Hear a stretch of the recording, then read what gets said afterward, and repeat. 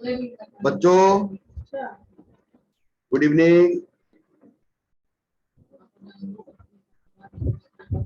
Good evening sir. Good evening बेटा, good evening. Good evening आज क्या बात है, आज बच्चे धीरे धीरे आ रहे हैं, पढ़ने का मन नहीं क्या? सर 7 बजे कंफ्यूज हो गया था। 7 बजे भी मैं आया था, ज्वाइन गुड किया था, इवनिंग फिर सर। चला गया था। अरे यार ऐसा क्या चक्कर है यार, कंफ्यूजन का है क्या उसमें? आईडी पिछली तो वाली आई है। क्लास सर 7 से 8 चली थी, इसलिए मैं 7 बजे आया। हाँ ये हो सकता है, ये हो सकता है बेटा। चलो कोई बात नहीं, उतने बच्चे हैं उतने पढ़ाएं। नहीं तो बेटा आ जाइए जल्दी से, बहुत जल्दी जल्दी फटाफट आ जाइए। और आज का टॉपिक हम लोगों का है, हम लोग आज पढ़ने जा रहे हैं स्ट्रक्चर ऑफ एटम। हमने स्ट्रक्चर ऑफ एटम बताया था आपको। अच्छा प्रिज्म के क्वेश्चंस लगाए आप लोगों ने? No sir. लगा लो भैया, टाइम मिल जाए तो, है ना बेटा। चलो स्ट्रक्चर ऑफ एटम में पीडीएफ शेयर कर रहे हैं हम आपको। हाँ हेलो, हमारी वाली 9 बजे से है। अच्छा ठीक है, चलो बेटा आ जाते हैं। ये हमारा पीडीएफ है आपके पास, एकदम देखिएगा।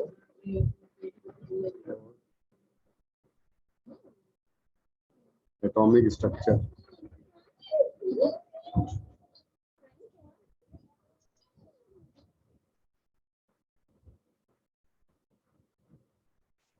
एक्चुअली रोजे वाले बच्चे भी होंगे, वो रोजा खोल रहे हैं। यस सर, इसी वजह से बीच की क्लास मिस हो जाती है। Zubeda, yes sir. हाँ क्या कह रही? सर इसी वजह से बीच की क्लास मिस हो जाती है, 5:30 से जो होती है। सर वो 7 बजे तक थी, क्लास मिस हो गई। रोजा रखे हो क्या? Yes sir. अरे वाह, कहाँ से जुड़े हो? सर कानपुर से ही। कानपुर से ही? Yes sir. चलो इतना गर्मी में रोजा पड़ता है बताओ, ठंड में पड़े तो अच्छा नहीं है। Yes sir. प्यास व्यास कुछ नहीं है। Yes sir. घर के बाहर निकलो तो हालत खराब, वेरी डिफिकल्ट। चलो बेटे जल्दी आ जाते हैं बच्चों को। और स्ट्रक्चर ऑफ एटम में सबसे पहले बात करते हैं हम लोग डाल्टन की थ्योरी जो आई थी बेटा। और डाल्टन की जो थ्योरी है, उस थ्योरी में अगर हम बात करें तो जॉन डाल्टन ने कितने समय पहले बात बताई थी, और उन्होंने बहुत जबरदस्त बात भी बताई थी। उन्होंने बेटा अपने थ्योरी में बताया था, एक तो उन्होंने 2 लाइन में बात खत्म करते हैं, क्योंकि बहुत उन्होंने लॉ ऑफ कांस्टेंट प्रोपोर्शन करके केमिस्ट्री वगैरह में बहुत सारे लॉ दिए थे उन्होंने। लेकिन बेटा हम बात करें कि ऑल केमिकल या किसी तरह से हम मटेरियल की बात करें तो ऑल मटेरियल यानी कि matter is composed of, matter is composed of, जो हमारा मैटर है वो हमारा इज कंपोज्ड ऑफ, है ना। तो मैटर हमारा जो होता है वो हमारा बना होता है छोटे छोटे टाइनी पार्टिकल से, और उन पार्टिकल्स का नाम होता है बेटा atom. Atom found to be indivisible. और ये बात जब बात आई तो इनडिविजिबल करेक्टर को लेकर जब एटम के बारे में बात आई तो बेटा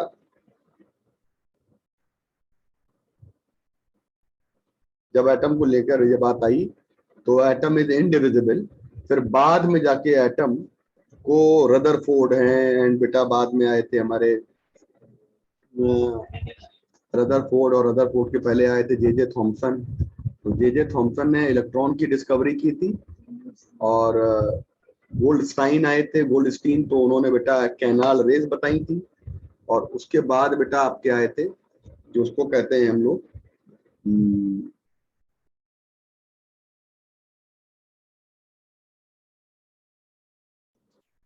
बेटा गोल्डस्टाइन और रदरफोर्ड एक ही साथ चल रहे थे। गोल्डस्टीन ने कैनाल रेज बता डाली थी, और रदरफोर्ड ने बेटा उन कैनाल रेज को बता दिया था made up of such kind of particle which are just equivalent to mass of electron, और ऑपोजिट नेचर चार्ज होता है एज इलेक्ट्रॉन, और इलेक्ट्रॉन और प्रोटॉन को मिलकर बोला कि न्यूट्रल होते हैं, तो atom found to be neutral. अब इतनी बात उन्होंने बता दी। अभी तक कोई पिक्चर में नहीं था न्यूट्रॉन, न्यूट्रॉन पिक्चर में था नहीं। सालों बाद 40-50 साल के बाद कहीं न्यूट्रॉन आए, मतलब चैडविक आए, और चैडविक ने अपनी बात रखी वहां पे कि भाई न्यूट्रॉन भी एक पार्टिकल हो सकता है। तो इतनी सब कुछ चलता चलता पूरी थ्योरी जो है ना, जब ये बात आ गई सामने हमारी कि भाई हमारे पास जो थ्योरी होती है,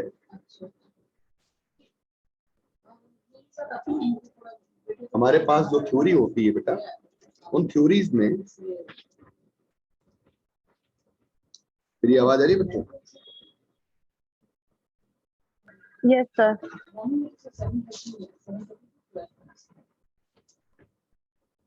तो उन जब थ्योरीज की बात करते हैं हम लोग,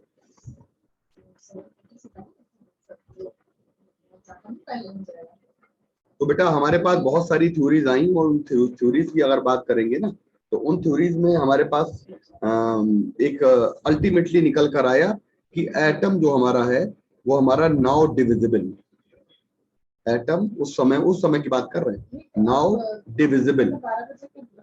तो जब हमारा एटम जो है वो हमारा डिविजिबल पाया गया, तो जब एटम हमारा डिविजिबल पाया गया, तो एटम को हमने दो fundamental particles electron and protons में हम लोगों ने मेडअप बना दिया कि एटम हमारे जो है दो फंडामेंटल पार्टिकल्स में बने हुए हैं, वो हमारा इलेक्ट्रॉन एंड प्रोटॉन। बात बेटा आती है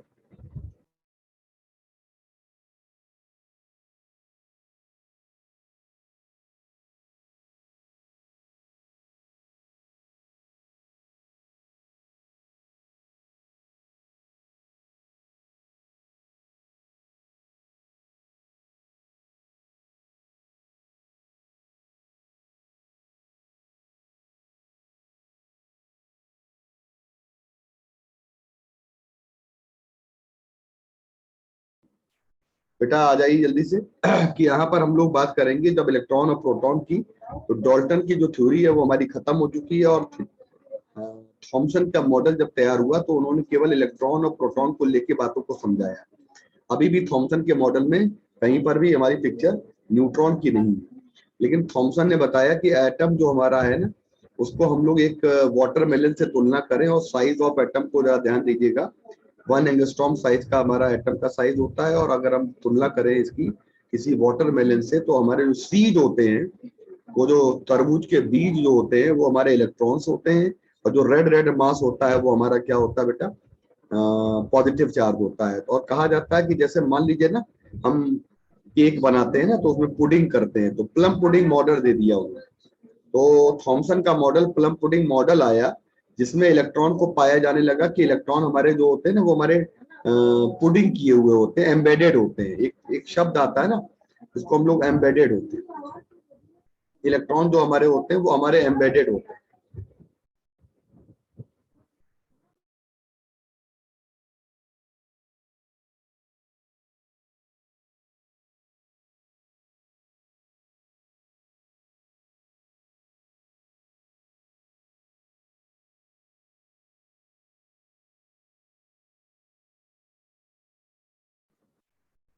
बेटा कुछ नेटवर्क प्रॉब्लम आ रही है क्या?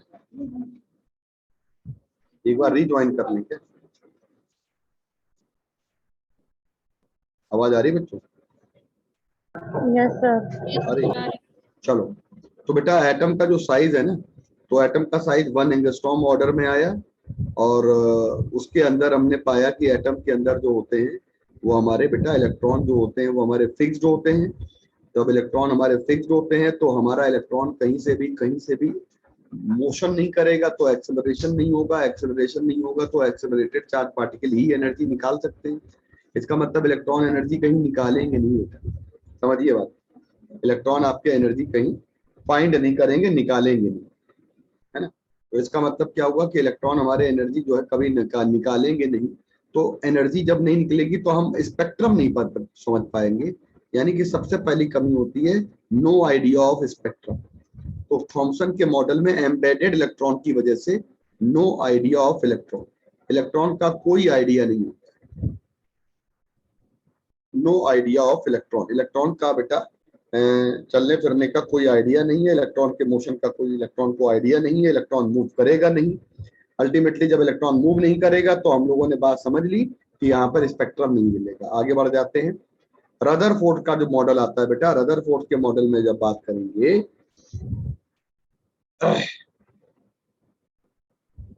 बेटा रदरफोर्ड के जब मॉडल में आते हैं तो उन्होंने अल्फा पार्टिकल एक्सपेरिमेंट किया था और जीगर मार्टसन इनकी हेल्प करने वाले थे, और actually experiment done by Geiger Marsden and Rutherford told everything about the experiment. तो Rutherford and Geiger Marsden experiment NCERT की किताब में दिया हुआ है। अल्फा पार्टिकल जो उन्होंने लिया था उसकी काइनेटिक एनर्जी यूज करते हुए अल्फा पार्टिकल को उन्होंने एक पर्टिकुलर डायग्राम में यहाँ पे बता रहा हूँ आपको।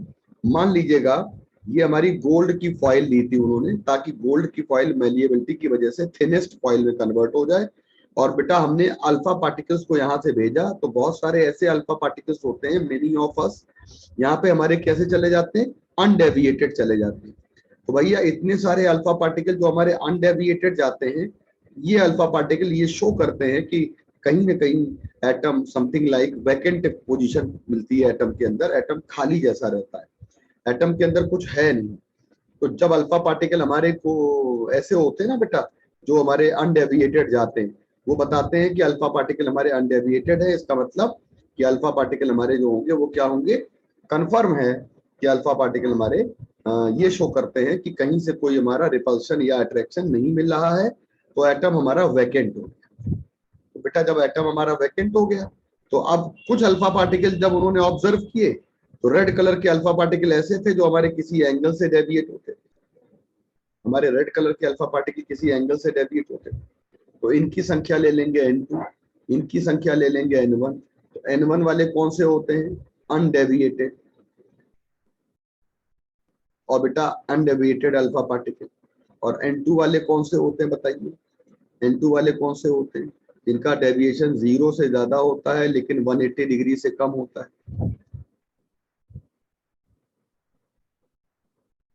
बेटा बताइए n3 वाले कौन से होते हैं, n3 वाले होते हैं जो रिटर्न बैक हो जाते हैं। तो जो अल्फा पार्टिकल हमारे रिटर्न बैक हो जाते हैं, यानी अल्फा पार्टिकल हमारे आए और ये यहाँ पे आके हमारे वापस चले गए, तो इनकी संख्या सबसे कम होती है, इनकी संख्या n3 यानी कि सबसे कम इनकी संख्या होती है। तो ऐसे अल्फा पार्टिकल जो हमारे रिटर्न हो जाते हैं, इन अल्फा पार्टिकल्स को हम लोग कहते हैं, हमें लगता है बेटा आज कुछ कंफ्यूजन है आप लोगों की क्लासेस में, 20-21 बच्चे रहते हैं लेकिन कुछ आई थिंक बेटा हम डेज अपने फिक्स कर लें तो हमें लगता है कोई दिक्कत ना हो। मंडे, वेडनेसडे, फ्राइडे, 3 दिन फिक्स कर लें बेटा डेज। यस बोलो सर, बेटा। डेट फिक्स रहेगी तो सही रहेगी। एंड संडे भी ले लेते हैं बेटा। हाँ सर, संडे भी ले लीजिए। 4 दिन Yes, क्लास sir. में। Yes sir. तो अब आपकी 4 दिन में चीजों को हम अच्छे से स्मार्टली कर सकते हैं, ताकि आपको टाइम भी मिलेगा, थोड़ा सा टाइम भी तो मिलना चाहिए, है ना? और इफेक्टिवली क्लासेस करें तो हम उन इफेक्टिव क्लासेस को पढ़ के सारी चीजें रिवाइज कर डालें। कोशिश यही करिए कि क्लास के समय पे मैक्सिमम पोर्शन, अब जैसे मैं आज ये कोशिश करूंगा कि जैसे अब आज तो बच्चे मान लो कम ही है ना, लेकिन ये क्या आप लोगों का टाइम भी ना वेस्ट हो और कम से कम समय में आपको मैक्सिमम चीजें रिवाइज कराएं, ठीक है?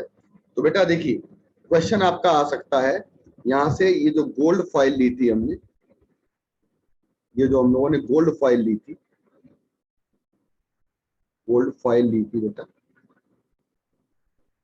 और गोल्ड फाइल से जो डिस्ट्रैक्शन देख रहे हैं, तो हमारे पास सबसे ज्यादा संख्या होती है अल्फा पार्टिकल की, वो होती है n1। तो आपसे कई बार पूछा जाएगा अल्फा पार्टिकल कौन से ज्यादा होते हैं, कौन से कम होते हैं, इस तरह से पूछा जाएगा कई बार आपका। तो हम लोग यहाँ से फाइंड कर लेंगे कि हमारा अल्फा पार्टिकल कौन ज्यादा है और कौन कम। एक्सपेरिमेंट को हमने ऐसे भी करा कि ये रहा आपका बेटा स्मॉलेस्ट पार्ट ऑफ एटम के अंदर कहीं ना कहीं कोई ऐसा चार्ज है जो अल्फा पार्टिकल को डिस्ट्रैक्ट कर रहा है, डेविएट कर रहा है। तो अल्फा पार्टिकल हमारे रास्ते से क्या हो रहा है, थोड़ा थोड़ा हमारा रास्ते से भटक रहा है। तो हमने बेटा यहाँ पर दूसरे तरह से हमने प्लॉट किया है। देखिए कुछ अल्फा पार्टिकल्स हमारे ऐसे होते हैं जो हमारे काफी न्यूक्लियस से डिस्टेंस से जाते हैं और वो हमारे अल्फा पार्टिकल सीधे निकलते हैं, और ये अल्फा पार्टिकल हमारे जो होते हैं वो सीधे निकलते हैं, और ये अल्फा पार्टिकल जो होते हैं वो हमारे क्या होते हैं, अनडेविएटेड पास करते हैं, ठीक। और फ्यू अल्फा पार्टिकल्स जो हमारे होते हैं वो हमारे किसी कुछ एंगल से डेविएट होते हैं। ये देखिए, ये अल्फा पार्टिकल हमारे कुछ एंगल से डेविएट होते हैं बेटा,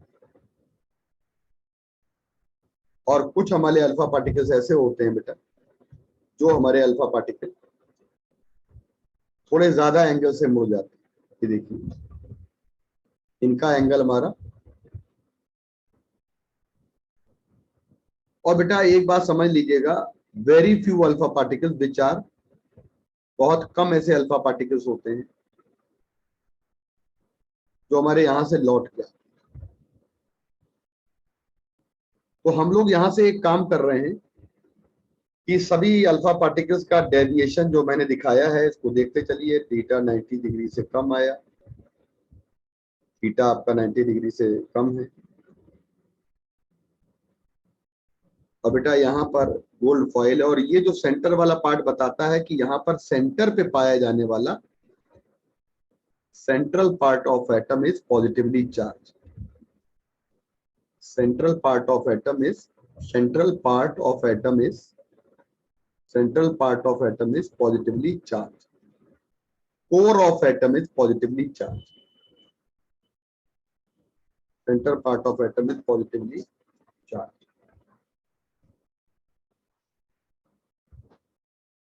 central part of atom is positively charge. ठीक है बेटा। अच्छा, अब हम आगे आ जाते हैं। देखो यही एक्सपेरिमेंट किया था उन्होंने। अब उन्होंने एक यहाँ पे ग्राफ बनाया था, और इस ग्राफ के आधार पे हम लोग बेटा ये कर लेते हैं, on the basis of this graph number of alpha particles जो होते हैं हमारे,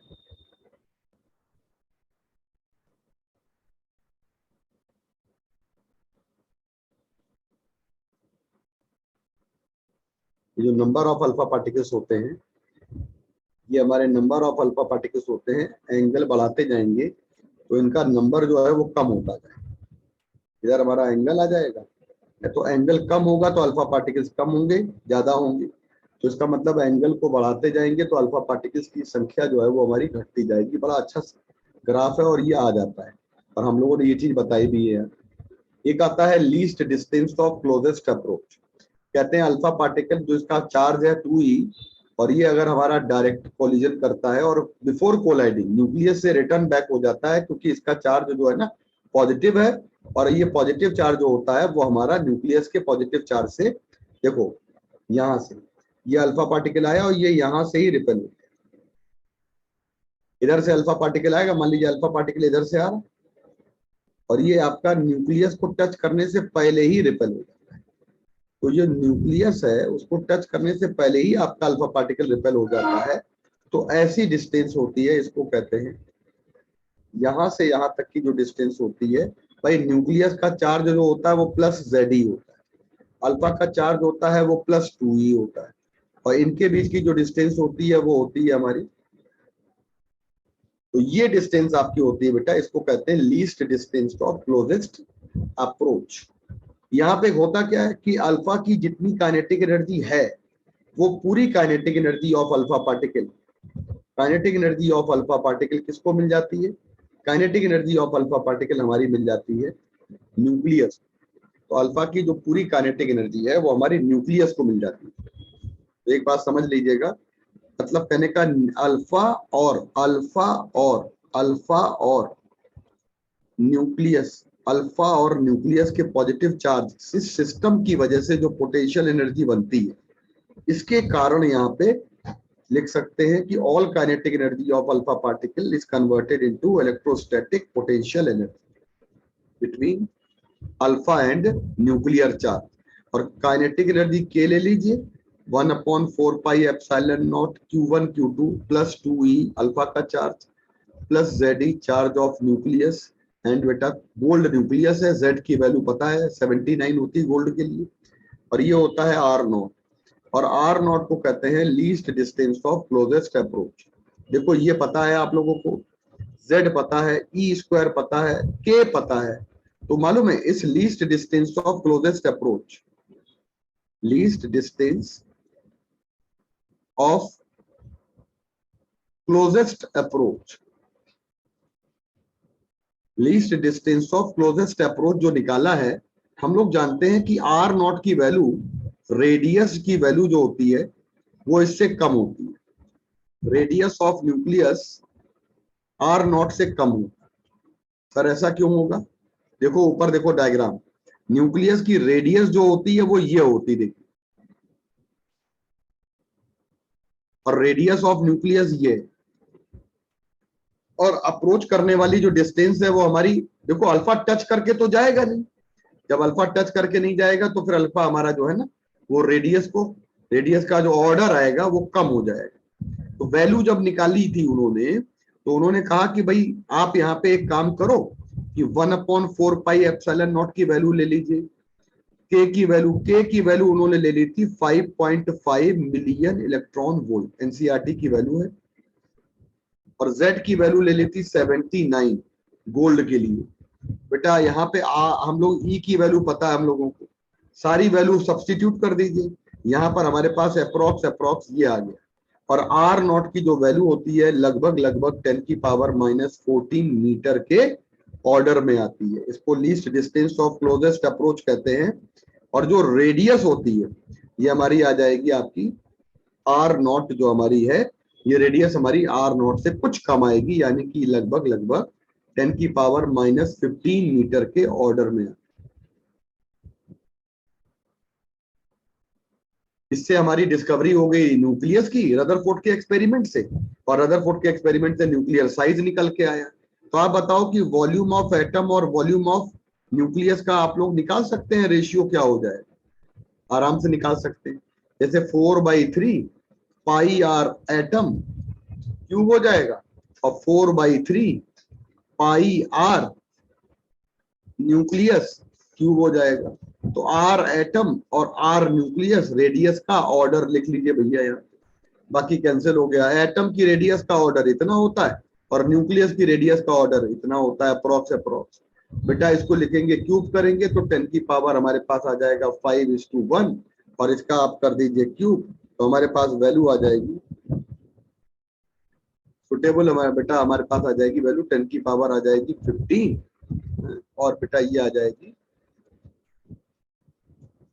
बेटा अल्टीमेटली हम एक बात बताएं आपको कि यहां पर हमारे पास रेशियो तो आ गया, और एक काम और कर सकते हैं, 1 फर्मी, इसको कहते हैं फर्मी ऑर्डर, जैसे एंगस्ट्रॉम होता है वैसे ही फर्मी साइज होता है, और 10 की पावर -15 मीटर को फर्मी ऑर्डर कहा जाता है। पिकोमीटर में -12 होता है। मुझे लगता है ये बात समझ में आ गई। अब कहते हैं इम्पैक्ट पैरामीटर। इम्पैक्ट पैरामीटर क्या होता है? जैसे हमारा ये न्यूक्लियस है बेटा, और जो ये न्यूक्लियस है, इस न्यूक्लियस में हम लोगों ने क्या किया, ये पूरा एनसीईआरटी है बेटा, ये न्यूक्लियस में हम लोगों ने क्या किया, हम लोगों ने न्यूक्लियस में अल्फा पार्टिकल्स भेज रहे हैं, ये वाले अल्फा पार्टिकल भेजे, और अगला वाला अल्फा पार्टिकल भेजेंगे, और अगला वाला अल्फा पार्टिकल भेजेंगे। इसका मतलब 3 अल्फा पार्टिकल हमारे क्या बातें बता रहे हैं? न्यूक्लियर एक्सिस से कितनी डिस्टेंस है अल्फा पार्टिकल के वेलोसिटी वेक्टर की, velocity of alpha particle, velocity of alpha particle, velocity of alpha particle, velocity of alpha particle कितनी डिस्टेंस बताइए, ये वेक्टर है, तो इनके बीच की न्यूक्लियर एक्सिस के और अल्फा पार्टिकल के बीच की परपेंडिकुलर डिस्टेंस को कहा जाता है इम्पैक्ट पैरामीटर। क्या कहा जाता है? B, perpendicular distance. Impact parameter is defined as the perpendicular distance between the velocity vector of alpha and nuclear axis. ठीक, अब आपका जितना ज्यादा, देखो मान लो ये B1 है बेटा, मान लीजिए ये B2 है, और मान लीजिए ये B3 है, तो as we are increasing distance, और आप जितनी ज्यादा डिस्टेंस बढ़ाते जाओगे बेटा उतना ज्यादा अल्फा का चार्ज हमारा न्यूक्लियस के चार्ज से बढ़ता जाए, दूर होता जाए, और न्यूक्लियस के चार्ज की वजह से इसको रिपल्शन कम मिलता जाएगा। इसका मतलब है इसका एंगल ऑफ डेविएशन बताइए θ2, इसका एंगल ऑफ डेविएशन बताइए थीटा, इसको 1 कर लो भाई, 1 कर लो, θ1 है ना, इसका θ2, इसका बताइए लास्ट वाले का, ओ इसका मतलब जानते हैं बच्चों θ1 से कम, θ1 से कम, इसका मतलब हम इम्पैक्ट पैरामीटर बढ़ा रहे हैं तो हमारा एंगल जो है वो घट रहा है। इम्पैक्ट पैरामीटर बढ़ाएंगे तो एंगल की वैल्यू हमारी घट जाएगी। कोई फॉर्मूला होता है इम्पैक्ट पैरामीटर का, 1/4 pi epsilon naught ZE² cot θ/2 divided by होता है के क्या है, काइनेटिक एनर्जी। तो यही फॉर्मूला देखो यहाँ लिखा है इम्पैक्ट पैरामीटर। और इस फॉर्मूले को जरा हम हाईलाइट करें यहाँ पे तो हमको एक बात समझ में आ गई कि हमें एक बात समझ में आ गई क्या बेटा, सब सारे बच्चे देखिएगा कि अगर z की वैल्यू को कांस्टेंट कर दीजिए, k की वैल्यू को कांस्टेंट कर दीजिए, e की वैल्यू को कांस्टेंट कर दीजिए और 1/p कांस्टेंट कर दीजिए तो हमारा इम्पैक्ट पैरामीटर cot θ/2 के डायरेक्टली क्या हो गया, प्रोपोर्शनल। और इम्पैक्ट पैरामीटर आप बढ़ाएंगे तो cot θ/2 की वैल्यू आपकी क्या हो जाएगी बेटा, बढ़ जाएगी, लेकिन थीटा की वैल्यू क्या हो जाएगी, घट जाएगी। पता है आपको कि कॉट में, पता है आपको कॉट में जो आपका 0 डिग्री की वैल्यू ज्यादा होती है और 90 डिग्री की वैल्यू कम होती है, तो एंगल घटेगा तो वैल्यू बढ़ जाएगी। ठीक है, इसका मतलब जानते हैं, तो बी बढ़ेगा तो एंगल घटेगा, यही बात तो हम यहाँ पे प्रूफ कर चुके हैं, देख लीजिए। और एक बहुत बड़ी बात है, बी की वैल्यू को 1/4 पाई एप्सिलॉन नॉट अगर हम यहाँ पे ले लें तो बी की वैल्यू को 1/4 pi epsilon naught ZE² cot θ/2 बेटा के, इसकी वैल्यू को 0 ले लीजिए, यानी कि अलोंग न्यूक्लियर एक्सिस हमारा अल्फा पार्टिकल जाएगा। अगर alpha particle along nuclear axis जाएगा तो वो मालूम है क्या करेगा बेटा, उसके लिए इम्पैक्ट एंगल निकाल सकते हैं, कितने एंगल से वापस आएगा हम लोग निकाल सकते हैं, cot θ/2 = 0, तो θ/2 की वैल्यू आ जाएगी हमारी cot बेटा θ/2 आ जाएगा 90 डिग्री। जब θ/2 90 डिग्री आ जाएगा तो हमारी थीटा की वैल्यू आ जाएगी बेटा 180 डिग्री।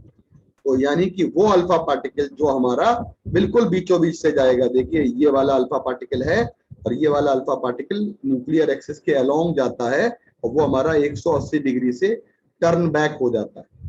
तो ये अल्फा पार्टिकल हमारा कौन सा है, स्पेशल, जिसके लिए बी 0 हो जाएगा। ये वाली बात बता दी, ये वाली बात बता दी, ये वाली बात बता दी, हो गया। अब मान लीजिए हम आपसे पूछें कि ये एंगल हमारा θ1 है और मान लीजिए 2 न्यूक्लियस है और हम आपसे पूछें ये एंगल हमारा θ2 है, बताइए कौन सा एंगल ज्यादा है। सर एंगल ज्यादा तो है हमारा θ1 से θ2 ज्यादा है। इसका मतलब हमारा न्यूक्लियर चार्ज किसका ज्यादा होगा, Z1 कम होगा और Z2 ज्यादा होगा। क्यों, जिसका चार्ज ज्यादा होगा उसमें रिपल्शन ज्यादा होगा, ये कहानी।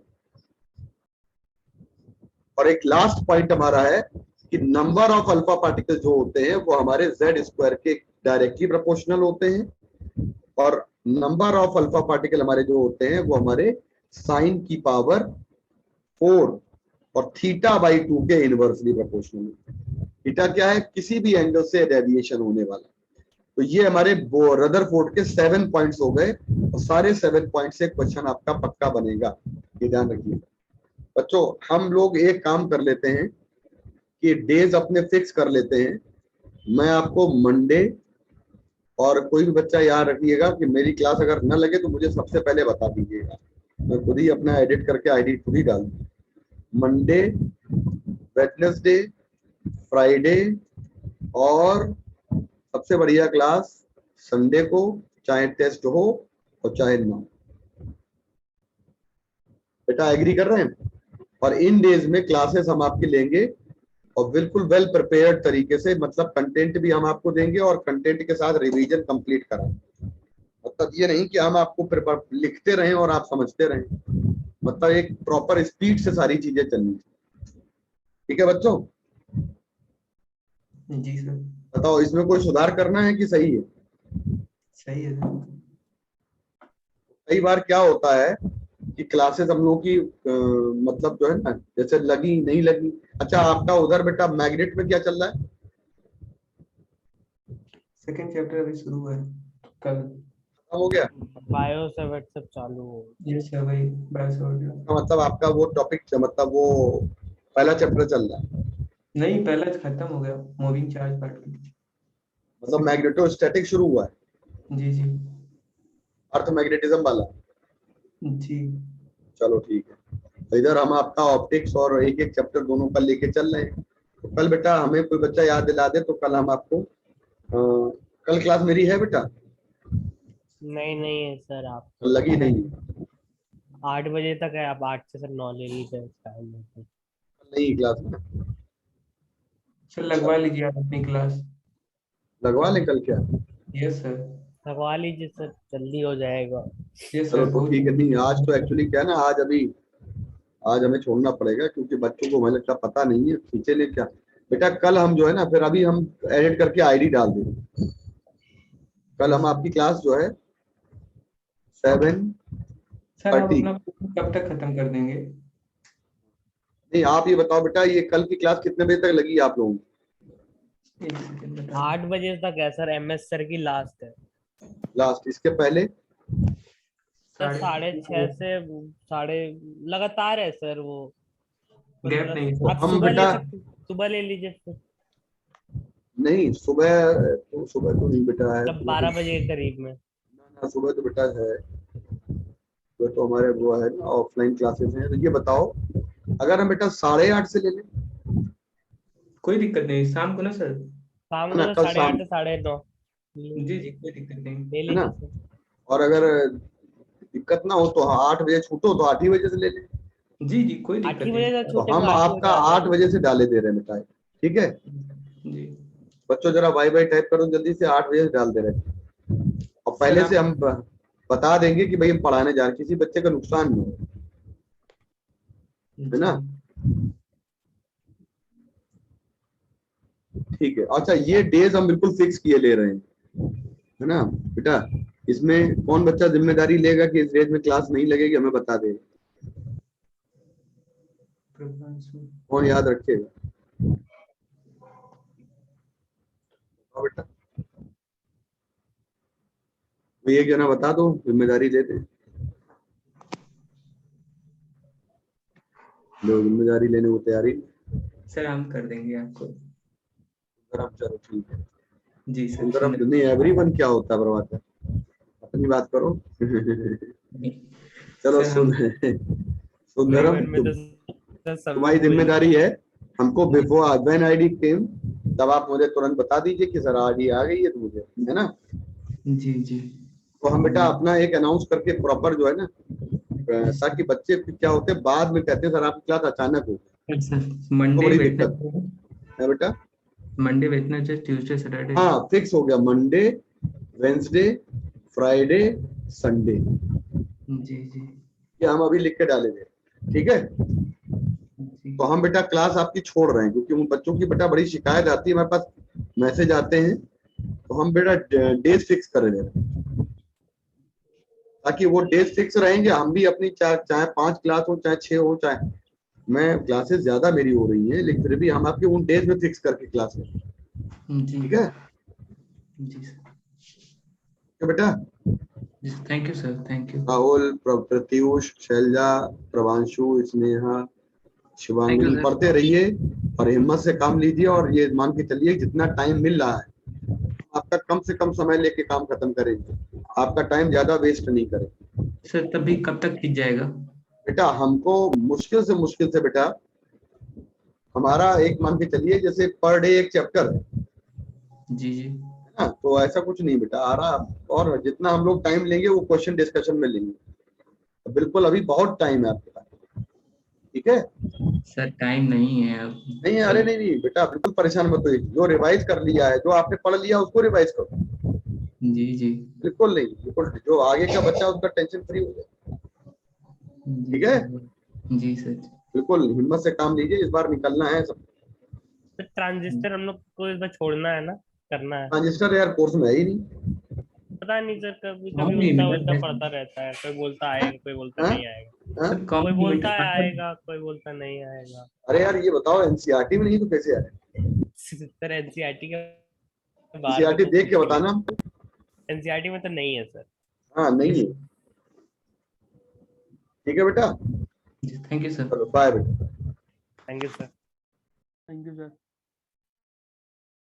Thank you sir.